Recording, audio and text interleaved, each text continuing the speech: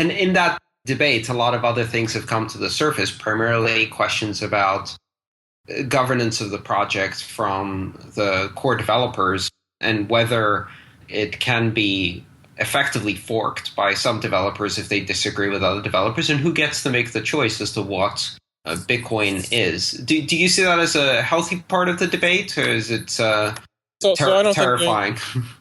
Yeah, well, doing a contentious hard fork is not healthy. It's basically a 51% attack being justified through argument. So if we can gather the support of a bunch of Bitcoin startups, then we're going to do this. They're semi-civilized in that they're trying to get more than 51% support. But essentially, that's what they're threatening. The Bitcoin XT people are threatening, and so I do not think that is constructive. Obviously, given the realities of Bitcoin security, that kind of threat is out there, but I don't think it's constructive to be using that as your means of persuasion. There's a catastrophic scenario that sometimes gets talked about in this XT conversation where 75% of the network makes this switch, and so the XT fork begins and starts to exist, but 25%, instead of switching over to it, just stay with Bitcoin Core. So at this point, we have two networks, which has some major downsides because they share ports and other things like that.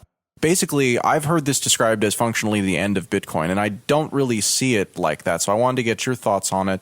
The incentives are going to be, with all those downsides from having two networks, the incentives are going to be aligned pretty strongly to push the networks back together. So what do you think would happen in that circumstance, and what do you think would happen, frankly, to the network if they didn't come back together and we did wind up with two actual separate blockchains that, despite these incentives, have stayed apart? So, this is going to depend on questions that are far more in the weeds than I typically dive. So somebody like Gregory Maxwell or Peter Todd's going to have a better answer to this than I will. So I'm just guessing to say 75% is a large enough number that forces the rest of the network to comply. But if they don't, if you have an ongoing, and this is essentially a civil war, it is technologically equivalent to a 51% attack, what Hernan and Andreessen are doing. And so you essentially have a civil war situation. It will certainly exercise all of Bitcoin's security features, let's put it that way, as any war would.